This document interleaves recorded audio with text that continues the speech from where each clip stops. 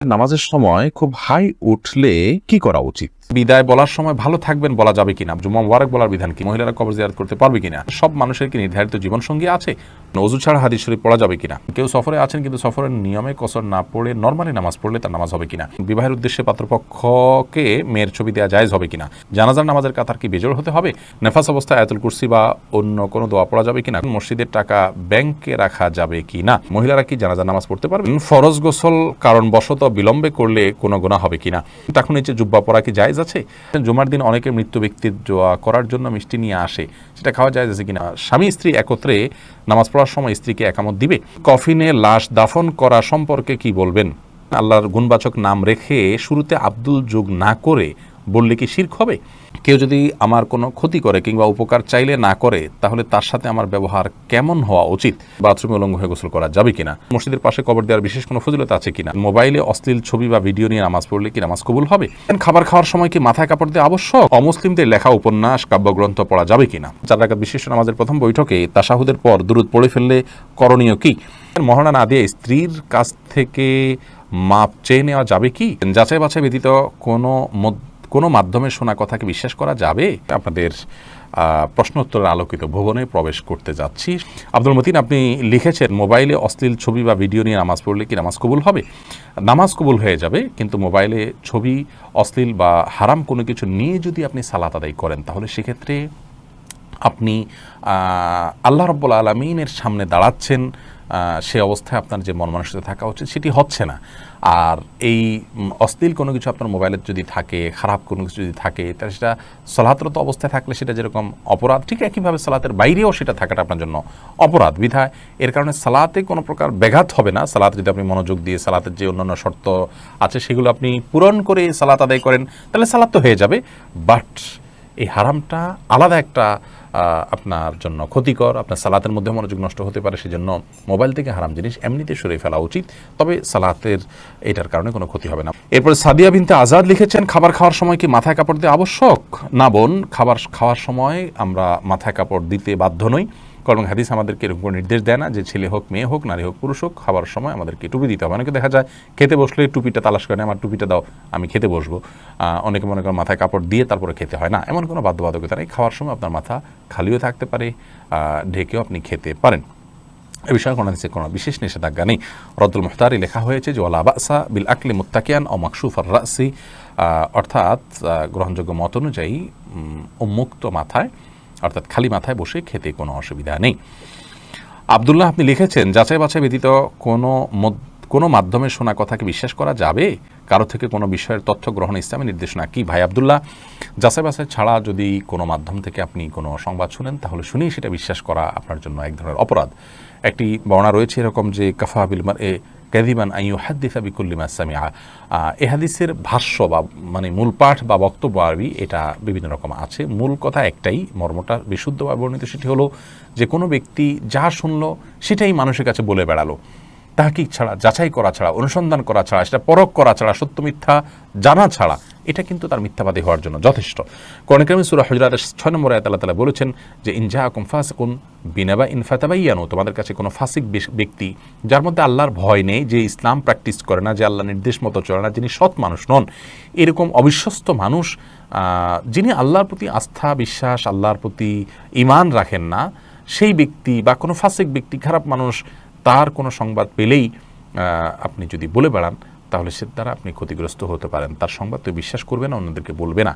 আজকে গুজবের কারণে যে পৃথিবীতে ক্ষতি হচ্ছে, এবং মিডিয়া যেগুলোকে ইয়াহুদিবাদীরা কন্ট্রোল করছে, এবং তাদের এ সমস্ত মিডিয়ার অপপ্রচারে, প্রপাগান্ডায় এবং গুজবে, মিথ্যা তথ্যে আমরা মুসলিমরা পর্যন্ত বিভ্রান্ত হয়ে যাচ্ছি, এবং আমাদের ঈমান ক্ষতিগ্রস্ত হচ্ছে, দুনিয়ার দিক থেকে আমরা ক্ষতিগ্রস্ত হচ্ছি। এই জন্য যাচাই বাছাই ছাড়া কোনো তথ্য গ্রহণ করা উচিত নয়। বিশেষ করে জাগতিক যে সংবাদগুলো আছে সেগুলো যেমন আমাদেরকে যাচাই করতে হবে, একেবারে কোরআন হাদিসের বিষয়গুলো আমাদেরকে নির্ভরযোগ্য সূত্র ছাড়া বিশ্বাস করা যাবে না। আর রাশেদ খান লিখেছেন, মহারণা না দিয়ে স্ত্রীর কাছ থেকে মাপ চেয়ে নেওয়া যাবে কি?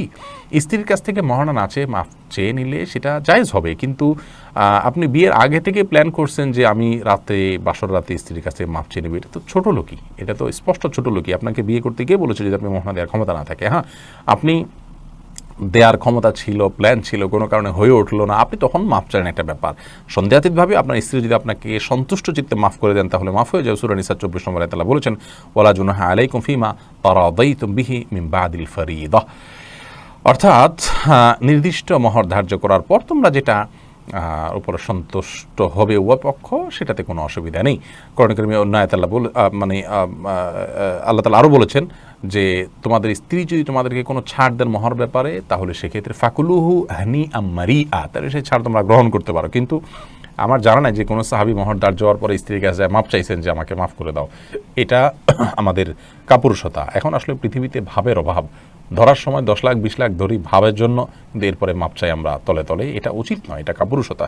এবং আগে থেকে সেজন্য আমাদের প্ল্যান থাকা উচিত। বাকি মৌলিকভাবে যদি স্ত্রীর কাছে আপনি মাপ চান, তিনি যদি মন থেকেই মাফ করে দেন, আপনার মাফ হয়ে যাবে ইনশাআল্লাহ। বেলাল হোসেন জানতে চেয়েছেন 4 রাকাত বিশিষ্ট নামাজের প্রথম বৈঠকে তাশাহুদের পর দুরূদ পড়ে ফেললে করণীয় কি? হানাফি মাযহাব অনুযায়ী আল্লাহুম্মা সাল্লি আলা মুহাম্মাদ এই পর্যন্ত পড়ে ফেললে আপনি সিজদা সাউ দিবেন। অন্যান্য অনেক উলামা ইকরাম অবশ্য বলেন যে না, এই কারণে সিজদা সাউ দিতে হবে না। বিশেষ করে আরবি স্কলাররা বলেন যে না, এই জন্য সিজদা সাউ দিতে হবে না। সৌদি আরব উলামা ইকরাম সহ অনেকেই বলেন। খাদিজা আক্তার লিখেছেন, আল্লাহর গুণবাচক নাম রেখে শুরুতে আব্দুল যোগ না করে বললে কি শিরক হবে? এটি গুরুত্বপূর্ণ একটি প্রশ্ন। আমরা অনেকে আমাদের দেশে নাম রেখে থাকি, কারোর নাম গনি, তখন আমরা আব্দুল গনি নাম রাখি তো বলি এমনি গনি, অথবা কারোর নাম আব্দুর রহিম রাখি তো আমরা রহিম বলে ডাকি। তো এটা জায়েজ আছে কিনা? এর উত্তর হলো, আল্লাহর গুণবাচক নামগুলোকে 2 ভাগে ভাগ করা যায়। কিছু গুণবাচক নাম আছে যেগুলোর অর্থ বান্দার ক্ষেত্রে কোনোভাবে ফিট হবে না, যেমন রাজ্জাক মানে রিজিক দাতা, এটা আল্লাহ ছাড়া কেউ হতে পারে না। মুহয়ি জীবনদাতা, এটা আল্লাহ ছাড়া কেউ হতে পারেন না। তো আল্লাহর এরকম গুণবাচক নাম যেগুলো আছে, যেগুলো বান্দার ক্ষেত্রে রূপক অর্থেও ফিট হবে না, সেই নামগুলো বলার ক্ষেত্রে আপনি আব্দুন যোগ করে না বললে গুনাহ হবে। আর যদি এমন কোনো নাম হয় যেটার অর্থ রূপক অর্থে বান্দার ক্ষেত্রে বলা যায়, তাহলে সেটা আব্দুন যোগ করা ছাড়া আপনি বলতে পারেন। যেমন রাউফ, মানে যার ভিতরে মায়া আলু, যিনি মহামায়ালু। সন্দেহাতীতভাবে রাউফ শব্দ যেই ধরনের মায়াকে মিন করে, ওটা শুধু আল্লাহর ক্ষেত্রেই চলে। কিন্তু যেহেতু রাউফের মধ্যে যে রাফাহ বা মায়ার কথা বলা আছে, এটা মানুষের ক্ষেত্রেও ফিট হয়, এই জন্য মানুষকে বলা যায়। কোরআনে কারিমে আল্লাহ তাআলা আমাদের প্রিয় নবী সাল্লাল্লাহু আলাইহি ওয়াসাল্লামকে রাউফুর রহিম বলেছেন, আজিজুন আলাইহি মা আনিতুম হারিসুন আলাইকুম বিল মুমিনিনা রাউফুর রহিম। আল্লাহ নবী সাল্লাল্লাহু আলাইহি ওয়াসাল্লামকে আল্লাহ তাআলা নিজে বলেছেন রাউফ এবং রহিম। অতএব আল্লাহর এরকম গুণবাচক নামগুলো আব্দুন ছাড়াও আপনি বললে গুনাহ হবে না, কোরআন থেকে সেটার প্রমাণ আমরা পাচ্ছি। তবে পুরো নাম যদি আমরা আব্দুন সহ করতে পারি ভালো, কারণ আমাদের সমাজে আজকাল নাম বিকৃত করার একটা প্রবল এবং ব্যাপক অভ্যাস দেখা যায়। মোহাম্মদ ইসলাম রুবেল আপনি প্রশ্ন করছেন, বাথরুমে উলঙ্গ হয়ে গোসল করা যাবে কিনা? ভাই রুবেল, বাথরুমে উলঙ্গ হয়ে যদি কেউ গোসল করেন তাহলে তাতে কোনো বড় গুনাহ বা কবিরা গুনাহ হবে না, বড় কোনো পাপ হবে না। তবে এই কাজটি অনুত্তম এবং ভালো নয় আমাদের জন্য, জাস্ট এইটুকু আমরা বলতে পারি। কিন্তু আপনার এর কারণে কোনো বড় গুনাহ হয়ে যাবে ব্যাপারটি এরকম না। বিশেষ ওজোরের কারণে যদি আপনার বিবস্ত্র হতে হয়, আপনার জন্য সেটা জায়েজ রয়েছে। এবং নয়বার রহমাহুল্লাহ সহিহ মুসলিমের সরার মধ্যে তিনি ব্যাখ্যার মধ্যে তিনি লিখেছেন যে গোসল করার সময় লুঙ্গি বা গামছা বা এই জাতীয় কোনো কিছু দিয়ে গোসল করাটা হলো উত্তম, এতে কোনো সন্দেহ নেই। তবে যদি প্রয়োজন হয় তাহলে সেক্ষেত্রে উন্মুক্ত করে, অর্থাৎ আপনার সম্পূর্ণ বিবস্ত্র হয়ে গোসল করা জায়েজ আছে। একটি হাদিস এরকম রয়েছে, নবী সাল্লাল্লাহু আলাইহি ওয়াসাল্লাম বলেছেন যে আল্লাহ তাআলাকে কেউ যদি নাও দেখে তো আল্লাহ তাআলাকে অন্তত লজ্জা করা উচিত, লজ্জাশীলতা থাকা উচিত। এই জন্য এরকমটি প্রয়োজন হলে করা যাবে, আর প্রয়োজন ছাড়া এরকম করাটা অনুচিত, অনুত্তম, ভালো কাজ নয়। প্রয়োজন হলে করা যাবে। তার আরেকটা দলিল হলো সহিহ বুখারীতে বর্ণিত হয়েছে যে আইয়ুব আলাইহিস সালাম তিনি একবার সমস্ত কাপড় চোপড় খুলে তারপর গোসল করেছেন। তারপরে মুসা আলাইহিস সালামের ব্যাপার আপনারা জানেন যে তিনি গোসল করতে নেমেছেন, পাথর তার কাপড় নিয়ে দৌড় দিয়েছে, তিনি তার পিছনে দৌড়াতে শুরু করেছেন। এগুলো সব বিশেষ কারণে এবং বিশেষ প্রেক্ষিতে। তাছাড়া এগুলো আগের শরিয়াত, সেগুলোর বিধান আমাদের জন্য হুবহু যে প্রযোজ্য তা নয়।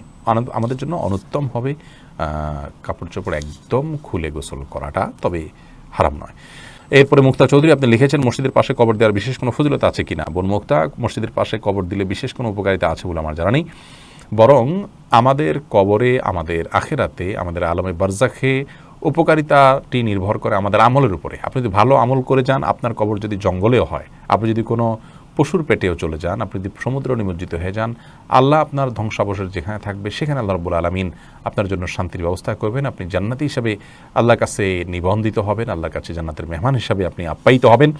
কিন্তু আপনার যদি আমল খারাপ থাকে তাহলে মসজিদের পাশে কেন মসজিদের ভেতরে কবর দিলেও কিন্তু তার দ্বারা আপনি উপকার লাভ করবেন না।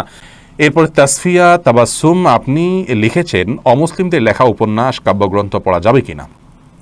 তাসফিয়া অমুসলিমদের লেখা উপন্যাস এবং কাব্যগ্রন্থ এটি পড়তে পারেন কয়েক শর্ত সাপেক্ষে। শর্ত নম্বর 1, যদি তাদের উপন্যাসের মধ্যে এমন কিছু না থাকে যেটি আপনার ঈমানের জন্য ক্ষতিকর হবে, যেটি ইসলাম শরিয়া অ্যালাউ করে না, যেমন অশ্লীল এবং আপনার মনের জেনা বা কল্পনার জেনা আপনার মধ্যে আনতে পারে, এরকম কোনো কিছু যদি না থাকে তাহলে সেক্ষেত্রে সেই উপন্যাসগুলো আপনি পড়তে পারেন ভাষা শেখার জন্য, ভাষার শিল্প জানার জন্য এবং অন্যান্য আরও ভালো যে দিকগুলো আছে সেগুলোর জন্য আপনি উপন্যাস পড়তে পারেন অমুসলিমদের লেখা। কিন্তু মনে রাখতে হবে যে তাদের সে লেখা পড়ে তারা সেখানে কোনো শিরকি কোনো কিছু যদি লিখে থাকেন, কুফুরি কোনো কিছু লিখে থাকেন, বা তাদের লেখার মাধ্যমে আপনি শিরক এবং কুফুরের প্রতি দুর্বল হতে পারেন, সেগুলোকে স্বাভাবিক করে তুলতে পারে আপনার কাছে অশ্লীলতার বিষয়গুলো থাকে, তাহলে সেক্ষেত্রে সেগুলো পড়া আপনার জন্য উচিত হবে না। তবে একই বিষয়ে জ্ঞান অর্জনের জন্য যদি মুত্তাকি, পরহেজগার, নেককার, ভালো মানুষ, ভালো চরিত্রের, ভালো আমলের, ভালো বিশ্বাসের মানুষ যদি আপনার কাছে থাকে এবং তার লিখিত বই পুস্তক থাকে, অবশ্যই আপনি সেটাকে প্রায়োরিটি দিবেন। কারণ বই যার পড়ছেন তার কাছ থেকে আপনার মধ্যে এক ধরনের আধ্যাত্মিক এবং রুহানি প্রভাব আপনার মধ্যে আসবে। এবং সবচেয়ে বড় কথা হলো আধ্যাত্মিক প্রভাবের চাইতেও আপনার যেটি ভালোভাবে জোরালোভাবে আপনার মধ্যে আসবে তা হলো সেখানে তার চিন্তাধারার প্রতিফলন হবে, সেটার রিফ্লেক্ট আপনার মধ্যে পড়বে। তার চিন্তার মধ্যে শিরক থাকলে এবং আল্লাহ দ্রোহিতা থাকলে, আল্লাহর প্রতি কুফরি থাকলে তার দ্বারা কিন্তু আপনি প্রভাবিত হবেন। বিধায় সেগুলো পড়ার পরে কিন্তু সাবধান থাকতে হবে। এই জন্য অমুসলিমদের লেখাজোখা পড়বেন জাস্ট আপনার জ্ঞান অর্জনের জন্য, কিন্তু খারাপ কিছু না থাকে।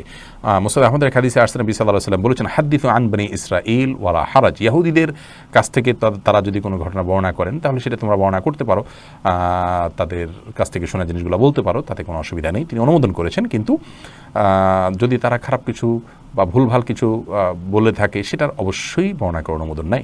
এর দ্বারা নবী সাল্লাল্লাহু আলাইহি ওয়াসাল্লাম বুঝিয়েছেন যে তাদের থেকে ভালো কিছু বলে এটা তোমরা বর্ণনা করতে পারো। স্বামী স্ত্রী একত্রে নামাজ পড়ার সময় স্ত্রীকে একামত দিবে না। স্বামী স্ত্রী একত্রে যদি জামাতের সাথে সালাত আদায় করেন তাহলে সেক্ষেত্রে স্বামী নিজে একামত দিবেন, তিনি নিজেই ইমামতি করবেন। স্ত্রী একামত দিবেন, স্বামী ইমামতি করবেন, ব্যাপারটা কিন্তু সেরকম নয়। এরপর আব্দুল্লাহ আপনি লিখেছেন, কেউ যদি আমার কোনো ক্ষতি করে কিংবা উপকার চাইলে না করে তাহলে তার সাথে আমার ব্যবহার কেমন হওয়া উচিত? কোরআন কারীমের সূরা শুরা 40 নম্বর আয়াতে আল্লাহ রাব্বুল আমাদেরকে বলেছেন, ফামান আফা ওয়া আসলাহা ফাআজরুহু আলাল্লাহ। যে ব্যক্তি মানুষকে ক্ষমা করে, তার সংশোধন করে, সে আল্লাহর কাছে বিনিময় পাবে। আর যদি কেউ প্রতিশোধ পরায়ণ হয় তাহলে সে আল্লাহর কাছে বিনিময় পাবে না। এবং আল্লাহ তাআলা আরও বলেছেন, ওয়ালা মান সাবারা ওয়া গাফারা ইন্না যালিকা লামিন আজমিল উমুর। নিশ্চয়ই যে সবর করবে, মানুষকে ক্ষমা করবে, এটা তার সাহসিকতার একটা বিষয়। নবী আলাইহিস সালাম এর হাদিস থেকে আমরা জানতে পারি, তিনি বলেছেন যে এরহামু তুরহামু ইগফিরু তুগফারু। তোমরা মানুষকে রহম করো, তোমাদেরকে আল্লাহ রহম করবেন। তোমরা মানুষকে ক্ষমা করো, তোমাদেরকে আল্লাহ ক্ষমা করবেন। আপনি কেন মানুষকে ক্ষমা করবেন? কারণ মানুষকে ক্ষমা করলে আপনি শান্তি পাবেন, আপনি প্রশান্ত হবেন, আপনি নির্ভর হবেন, আপনার টেনশন চলে যাবে। আর কারোর প্রতি ক্ষোভ থাকলে কষ্ট আপনার হবে, আপনি জ্বলে পুড়ে মরবেন। কি দরকার? আপনি আল্লাহর কাছে সওয়াব পাচ্ছেন, আবার আপনার নির্ভরও আপনি হচ্ছেন। সাইফুল আপনি লিখেছেন, টাকুন নিচে জুব্বা পরা কি জায়েজ আছে? টাকুন নিচে জুব্বা পরা জায়েজ নয়। আপনারা অনেক সৌদিয়ানদেরকে দেখেন, তারা টাকুন নিচে জুব্বা পরে, মাথায় টুপি পরে, আবার উপরে একটা আপনাদের শেখরা যেরকম রুমাল পরে, এরকম একটা রুমালও পরে।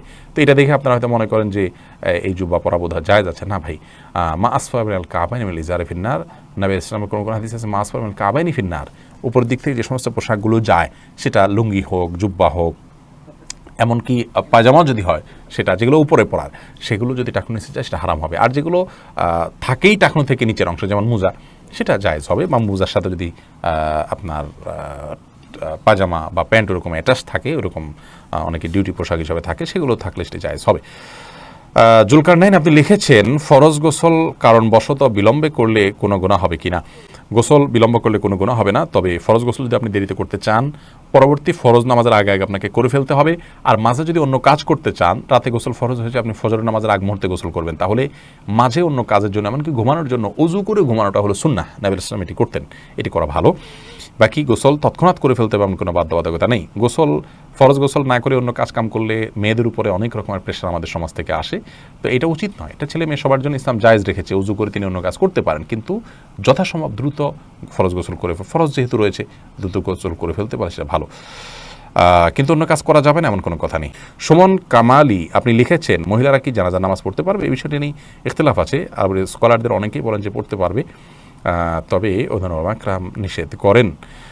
নাইমুর রহমান আপনি লিখেছেন কফিনে লাশ দাফন করা সম্পর্কে কি বলবেন? না, কফিনে লাশ দাফন করা সুন্নাহ সম্মত নয়, বরং লাশ আপনার কবরস্থ করা এবং সেটা নির্দিষ্ট পদ্ধতিতে, এটা হলো সুন্নাহ সম্মত। আকরাম খান আপনি লিখেছেন নেফাস অবস্থায় আয়াতুল কুরসি বা অন্য কোনো দোয়া পড়া যাবে কিনা? কোরআন তেলাওয়াত করা যাবে না, কোনো আয়াতকে দোয়া হিসাবে আমল হিসাবে পাঠ করা যাবে। এইচ.এম. শহীদুল ইসলাম লিখেছেন জুমার দিন অনেকে মৃত্যু ব্যক্তির দোয়া করার জন্য মিষ্টি নিয়ে আসে, সেটা খাওয়া যায় আছে কিনা? মিষ্টি খাওয়াতে কোনো অসুবিধা নেই, তবে দোয়া করার পর মানুষকে মিষ্টি খাওয়ানো এটা আসলে কোন হাদিস নির্দিষ্ট কোনো বিষয় নয়। এমনি দোয়া করলাম, আমরা দোয়া চাইলাম, কেউ দোয়া করলো, এটা ভিন্ন কথা। তো দোয়া করার পর তাকে মিষ্টি দেয়া এটা আমাদের দেশীয় কালচার, এবং এটা অনেকটা দোয়ার বিনিময় কেন জানি মনে হচ্ছে। মৃত ব্যক্তির জন্য দোয়া করার পর পয়সা নেওয়াও জায়েজ নাই, কোনো বিনিময় নেওয়া জায়েজ নাই। এটা বিনিময় আপনি না বললেও যে ঠিক আছে উপস্থিত মানুষদের জন্য হাদিয়া, সেই হিসাবে এটা খাওয়া জায়েজ আছে, যে কেউ দোয়া করুক বা না করে মসজিদে যারা আছে সবাইকে খাবার দিলাম, সবাইকে একটু মিষ্টি খাওয়ালাম যাতে মৃত ব্যক্তির সওয়াব পায়, সেই উদ্দেশ্যে তিনি করলে এটা গুনাহ হবে না সন্দেহাতীতভাবে। সেই জন্য বললাম এটা খাওয়া জায়েজ আছে, বাট দোয়া করেছেন তার জন্য মিষ্টি এরকম যেন না হয়। বিষয়টা, এই কালচারটা একটা পরিবর্তন আমাদের আসা উচিত আসলে, কিন্তু এটা খেলে যে হারাম হবে তা কিন্তু না। মোহাম্মদ রিদওয়ানুল বাশির লিখেছেন জানাজার নামাজের কাতার কি বেজোড় হতে হবে? জানাজার নামাজের কাতার এটা বেজোড় হতে হবে এমন কোনো শর্ত নেই। আমরা অনেক মনে করি যে জানাজা নামাজের কাতার এটা বেজোড় হতে হবে 3, 5 বা 7, এরকম কোনো আবশ্যকতা নেই। হারুনা রশিদ লিখেছেন বিদায় বলার সময় ভালো থাকবেন বলা যাবে কিনা? ভালো থাকবেন এটা বলাতে বড় কোনো অসুবিধা নেই। মুসলমান যখন ভালো থাকবেন বলেন, এর উদ্দেশ্য হলো যে আল্লাহর কাছে দোয়া করি আপনার জন্য ভালো থাকেন, এটা উজ্জ্ব থাকে। কিন্তু আপনি উজ্জ্ব করার জন্য আর জিনিস খুঁজে পান না, আল্লাহ নামটা কেন উজ্জ্বল করবেন? আপনি বলবেন আল্লাহ আপনাকে ভালো রাখুন, এভাবে বলবেন। এটা বলা সন্দেহাতীতভাবে উত্তম এবং উচিত। তাছাড়া ভালো থাকবেন এটা সেকুলার শব্দ, যে আল্লাহর প্রতি বিশ্বাস রাখে না সে এই ধরনের কথা বলতে পারে, বা যিনি বিভিন্ন ব্যক্তির উপরে, সত্তার উপরে বিভিন্ন ধরনের মানুষ ব্যবহার করতে পারে এই ধরনের শব্দ, সেকুলার শব্দ যেটাকে বলা যায়, এটা আমরা কেন বলবো? একজন মুসলমান, আমার বিশ্বাসের জায়গাটা তো ক্লিয়ার, ভেরি ক্লিয়ার, তো আমি সেখানে বলবো আল্লাহ আপনাকে ভালো রাখুন।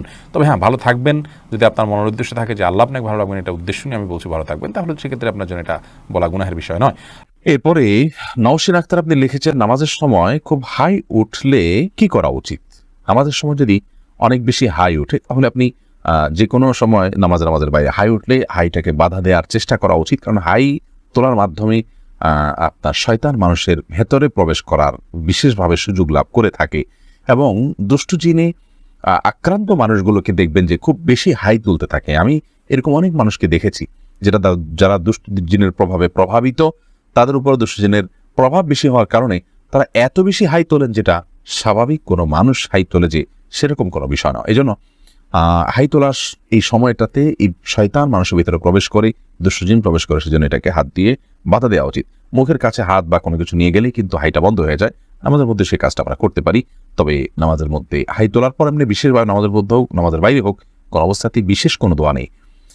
লা হাওলা ওয়ালা কুওয়াতা ইল্লা বিল্লাহ আমরা অনেকে পড়ি, এটা পড়তে হবে হাই তোলার পর, এরকম কোনো বাধ্যবাধকতা নেই, বরং আপনি হাত দিয়ে সেটাকে বাধা দেওয়ার চেষ্টা করবেন। এরপর সামিতা জেরিন আপনি লিখেছেন অজু ছাড়া হাদিস শরীফ পড়া যাবে কিনা? জি, হাদিস পড়তে পারেন, হাদিস পাঠ করার জন্য অজু এটা জরুরি নয়। ইসলামিক বই পুস্তক পড়ার জন্য অজু জরুরি নয়। অজু জরুরি হবে কোরআন কারীম যখন স্পর্শ করবেন পাঠ করার সময়, সেটি মুখস্থ পড়লে কোরআন শরীফ তেলাওয়াত করার জন্য আপনার মুখস্থ অজু থাকা জরুরি নয়। আমরা হাবিবুর রহমান লিখেছেন টয়লেট থেকে বের হয়ে কি অজু না করলে গুনাহ হবে? না, এটা কোনো জরুরি না, তবে সর্বাবস্থা অজু অবস্থা থাকতে পারলে ভালো, জাস্ট ভালো, কিন্তু না করলে গুনাহ হবে এমন কোনো কথা নেই। শেখ তালাশ মাহমুদ আপনি লিখেছেন মসজিদের টাকা ব্যাংকে রাখা যাবে কি না? মসজিদের টাকা ব্যাংকে রাখা যাবে, কোনো অসুবিধা নেই। বিশেষ করে নিরাপত্তার জন্য এটা তো রাখা যেতে পারে, তবে অবশ্যই শরিয়া ভিত্তিক ব্যাংকিংয়ে ব্যবহার করা উচিত। এক্ষেত্রে সুদভিত্তিক ব্যাংকিং যেন ব্যবহার না করা হয়। আরাফাত সানি আপনি লিখেছেন দক্ষিণ দিকে মাথা দিয়ে ঘুমানো যাবে কি না? যাবে, কোনো অসুবিধা নেই। এমনি পারভেজ মোশাররফ আপনি লিখেছেন জুমার দিন দ্বিতীয় আজানের বিধান কি, দয়া করে বলবেন। দ্বিতীয় আজান দিতে পারেন, কোনো অসুবিধা নেই। আর 2 আজান দেয়া নিয়ে অনেক ওলামা ইকরাম ভিন্ন ধরনের কথা বলেন আমাদের সমাজে, সেটা একান্ত তাদের ব্যক্তিগত মত, জমহুর উলামাদের মত এটি নয়, এবং সেটা অশুদ্ধ কথা। তাহমিন আর রিপা অর্থাৎ প্রথম আজান দ্বিতীয় আজান দুইটাই ঠিক আছে, কোনো অসুবিধা নেই। তাহমিন আর রিপা আপনি যা লিখেছেন বিবাহের উদ্দেশ্যে পাত্রপক্ষকে মেয়ের ছবি দেওয়া জায়েজ হবে কিনা? এই ছবি দেওয়া জায়েজ হবে যদি পাত্রপক্ষ সেই ছবির আমানত দায়িত্ব রক্ষা করবে বলে আপনার বিশ্বাস হয়। তাকে দেখালেন এবং এরপর তিনি ডিলিট করে ফেলবেন, অন্য কারোর কাছে সেটা দিবেন না, বা তারা দল বেঁধে নারী পুরুষ সবাই মিলে দেখবেন, মাহরাম গারে মাহরাম বা যাদের জন্য দেখা জায়েজ নেই তারাও দেখবেন, এরকম সম্ভাবনা থাকলে বা আশঙ্কা থাকলে সেক্ষেত্রে তাদেরকে এটা দিবেন না, দেওয়া জায়েজ হবে না। বরং আপনি মোবাইলে ছবি নিয়ে গেলেন বা কাউকে দিয়ে পাঠালেন, দেখলো, তারপরে আপনি নিয়ে আসলেন, বা তাদেরকে ওসিয়ত করলেন তারা যেন দেখার পর এটাকে ডিলিট করে দেয় এবং অন্য পুরুষরা যেন না দেখে পাত্র ছাড়া, সে বিষয়গুলো বলার পর তারা আমল করবে এরকম মনে হলে সেক্ষেত্রে দেওয়া যাবে, কোনো অসুবিধা নেই। মেহেদী হাসান আপনি লিখেছেন, কেউ সফরে আছেন কিন্তু সফরের নিয়মে কসর না পড়ে নর্মালি নামাজ পড়লে তার নামাজ হবে কিনা? নামাজ তো হয়ে যাবে, কিন্তু এই কাজটি করা উচিত নয়। সফরের যে আল্লাহ তাআলা ছাড় দিয়ে ছাড় গ্রহণ করতে হবে, ইচ্ছাকৃত এরকম করা উচিত নয়, জায়েজ নাই। এমডি আনোয়ার খান লিখেছেন, সব মানুষের কি নির্ধারিত জীবনসঙ্গী আছে? আল্লাহ রাব্বুল আলামিন যাদের বিবাহ হবে তাদের তাকদীরে লিখে রেখেছেন, তাদের জন্য জীবনসঙ্গী আল্লাহ তাআলা লিখে রেখেছেন। যার জীবনে বিবাহ নসিবে লেখা নেই তার জীবনসঙ্গিনীর কথা লেখা নেই। আব্দুল বাদেন আপনি লিখেছেন, খ্রিস্টানদের অধীনে চাকরি করা যাবে কিনা? খ্রিস্টানদের অধীনে চাকরি করা যাবে যদি আপনার চাকরিটা হালাল হয়। চাকরিটা কী করছেন এটা হলো মূল বিষয়, কারো অধীনে চাকরি এটা মূল বিষয় নয়। মৌলানা মাহবুবুল হাসান লিখেছেন, মহিলারা কবর জিয়ারত করতে পারবে কিনা? বিশুদ্ধ মন্ত্র যে মহিলারা কবর জিয়ারত করবে না, দূর থেকে সালাম দিবে এবং দোয়া করবে। কবরের কাছাকাছি গিয়ে এরিয়ার বাইরে থেকে হয়তো দেখলেন, মনের আবেগ থাকলে এইটুকু তারা করবেন, এর বেশি করবেন না। শামসুল আলম আপনি লিখেছেন, বাবা মায়ের সাথে সন্তানের কত বছর বয়স পর্যন্ত ঘুমাতে পারবে? প্রাপ্তবয়স্ক আর কাছাকাছি বা করিবুল বুলুগ যেটাকে বলা হয়, সেই বয়সে থেকেই তাদেরকে পৃথক করা উচিত। এমনি আবু ফাইজ আপনি লিখেছেন, শিরক থেকে সর্বাবস্থায় বাঁচতে কি কোনো বিশেষ দোয়া আছে? আল্লাহুম্মা ইন্নী আউযু বিকা আন উশরিকা বিকা শাইআন ওয়া আনা আ'লাম ওয়া আস্তাগফিরুকা লিমা লা আ'লাম। আবার বলছি, আল্লাহুম্মা ইন্নী আউযু বিকা আন উশরিকা বিকা শাইআন ওয়া আনা আ'লাম ওয়া আস্তাগফিরুকা লিমা লা আ'লাম। এই দোয়া বিশেষ করে পড়বেন। নবী সাল্লাল্লাহু আলাইহি ওয়াসাল্লাম দোয়া শিক্ষা দিয়েছেন, যার অর্থ আল্লাহ আমার জ্ঞাতসারে অজ্ঞাতসারে কোনোভাবে যেন শিরক করা থেকে আপনার কাছে আমি পানাহ চাই। শারিবুর রহমান লিখেছেন, স্ত্রী কোনো কিছুর আবদার করলে তার তাৎক্ষণিকভাবে না দিলে কি গুনাহ হবে? না, তাৎক্ষণিকভাবে দিতে না পারলে না দিলে গুনাহ হবে না।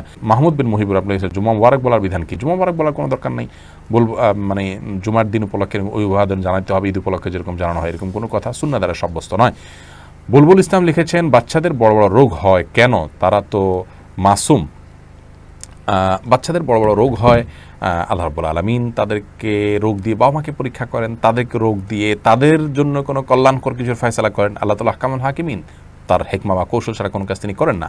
আমরা তার সব হেকমা যদি বুঝে যাই তাহলে তো আমরা আল্লাহর সমপর্যায়ে চলে